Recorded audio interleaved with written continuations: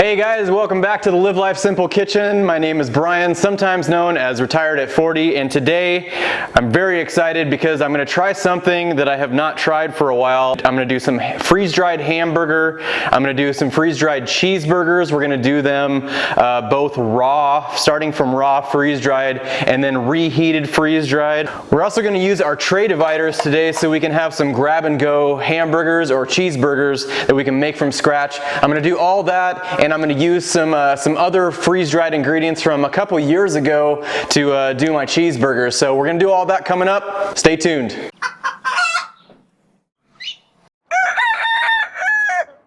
Well, I have 8 pounds of raw ground beef. So when you're freeze drying meat and specifically freeze drying hamburgers or freeze drying cheeseburgers, there's a couple things that are really important that you need to remember. Any kind of meat, the most lean meat that you can get is usually the best, especially when you're talking about long-term food storage. And anytime you can remove excess fat or grease or oils, you want to try and do that. I'll show you a little bit more of that after we cook some of this hamburger. You need to remember that the meat is raw, and whatever it takes to do that, whether you need to mark it on the trays, you always want to mark your Mylar after it's done, and whatever that takes for you to remember. But it's very easy to forget that you're dealing with raw meat here. So anything that this touches during the freeze drying process and after the freeze drying process, because it doesn't have to be refrigerated anymore, treat this as raw meat just like you would if you pulled it out of the refrigerator or you took it home from the store. So one thing that I really want to do today is I want to put an equal poundage of meat in a large tray. I want to use our dividers in order to get a really consistent weight on the hamburger, and then they're pretty much all done at the same time. And even if you like them different ways, you can adjust accordingly. And if you've been watching this channel long enough, you notice that I use a kitchen scale on almost every single video. If you don't have one and you're going to be doing a lot of freeze drying, I would highly recommend a kitchen scale. It's helpful in so many ways. It's helpful for freeze drying equal portions. It's also helpful for rehydration.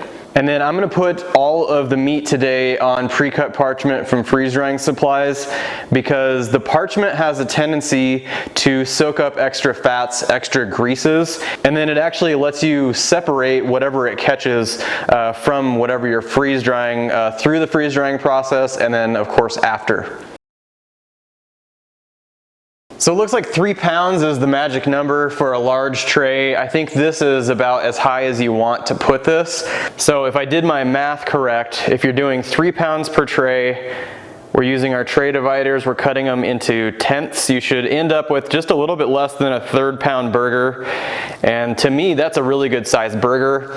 And I think that this size of divider cut into cubes like this is going to make a really nice patty. It's going to fit on a bun really, really nice. I'm going to do one more tray of raw just like this, and then we're going to go to the grill and we're going to cook up some hamburgers. And one thing I want to talk about now that we have a nice blood backdrop is that this is actually not blood. It's a common misconception of meat. And it's actually not blood, it's myoglobin. You will soon find out, or you might already know, that the freeze dryer removes moisture, and that's how it is able to store food for so long. So basically, myoglobin is also a liquid, so as the freeze drying happens, it's going to remove that myoglobin as well. So the chances of having your typical rare or bloody cheeseburger or steak or whatever after freeze drying are 0.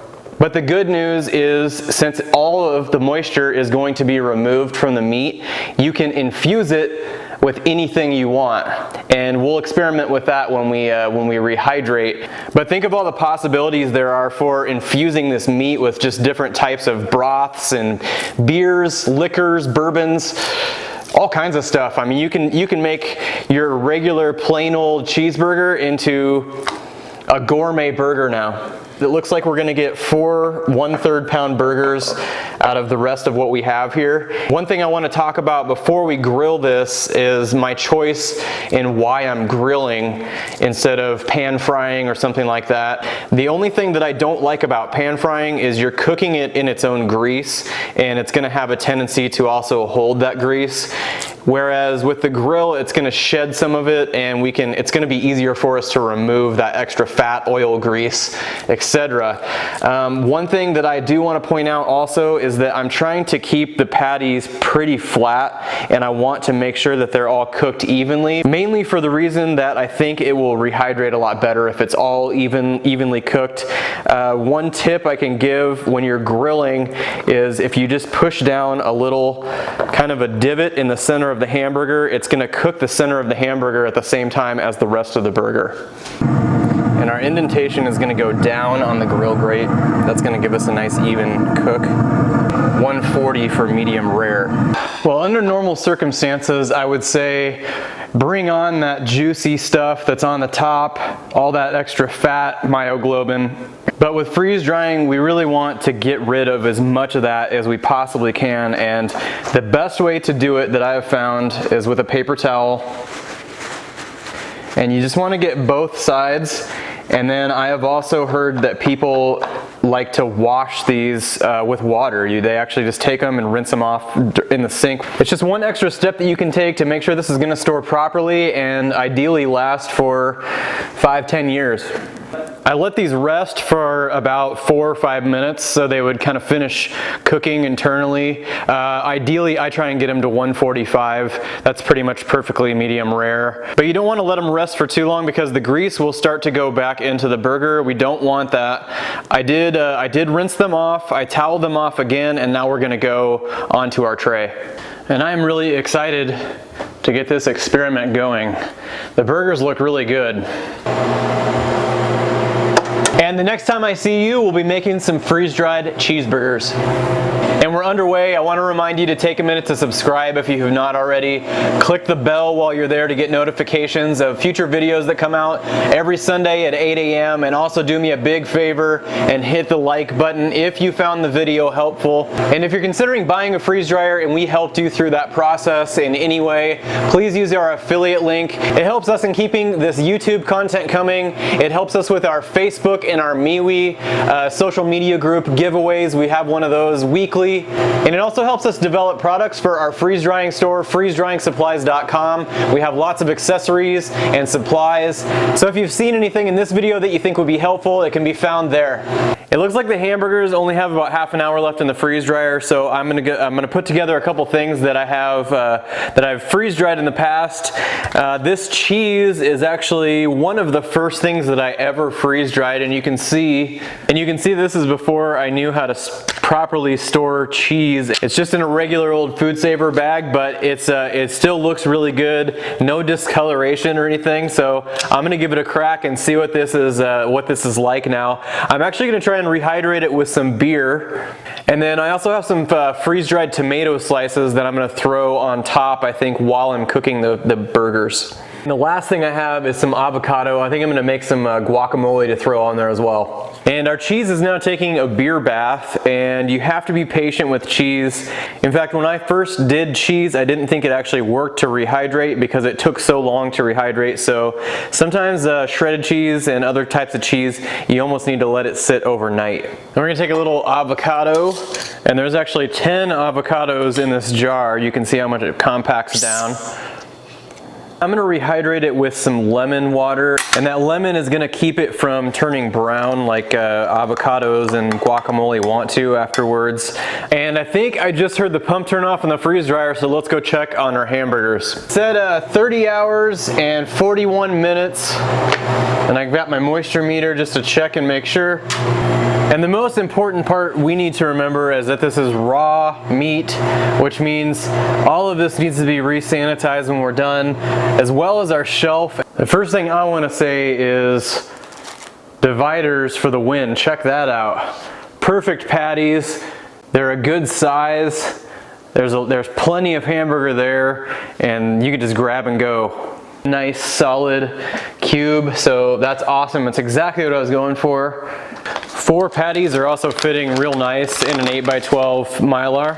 So ideally you can crack one of these open in a few years and have 4 juicy hamburger patties ready for your family. And these pre-cooked patties look great too. And I've chosen to rehydrate this one in water, this one in beer, this one in pickle juice, and then on this last one I think I'm just gonna do some beef broth or beef stock. Our pre-cooked ones, all we need is just to heat them up and we should be good. They're already cooked. The raw ones actually look like they're cooked now that they've soaked back up some moisture. And on our raw ones, we're just looking for temperature. We're not looking for necessarily how it looks, and you're not gonna get a bloody burger, remember. So really, temperature is key. That's the most important part. I think our pre-cooked cheeseburgers are good to go. Guaranteed better than McDonald's. This is 100% all freeze dried. But first, I know that you're dying to see the inside of these. I'm gonna cut this in half. It looks tender and juicy. Let's see if it tastes tender and juicy. Here it goes. I just realized that was the beer burger, and you can actually really taste the beer. I was a little bit worried because I thought it was gonna be tough after we rehydrated it, because anything like a hamburger is really tough if you microwave it or something, but it's really juicy, it's really tender, and it really pulled in that beer flavor. I'm gonna go grab the raw ones so we can check those out. So I purposely did not put any other junk on top of these because I wanted you to see how a raw hamburger freeze dries all the way from raw and then is rehydrated and cooked on the grill. This one is the beef broth and this one is the pickle juice. You can notice the difference in color, which is kind of interesting. But if you cut them, you can see that there's tons of moisture in them. They're plenty tender. You're gonna think I'm crazy, but I think I like the pre-cooked ones better than the raw ones. I also think that these would be really good if they were pan fried in some olive oil or some butter, just to put some fat back into them because they are very lean. But I really like being able to infuse the hamburger with just different flavors because it really makes the hamburger pop. The pickle is very pickly, but if you like pickles, this could be an awesome addition. And if you really sit back and think about it, most, but not all, of course, of the flavor that is in a cheeseburger is on the stuff that you put on the cheeseburger, not necessarily the ground beef itself. But I've got to say, one of my favorite freeze drying experiments that I've done so far. In the meantime, this is Retired at 40. Remember to live life simple, and we'll catch you next week.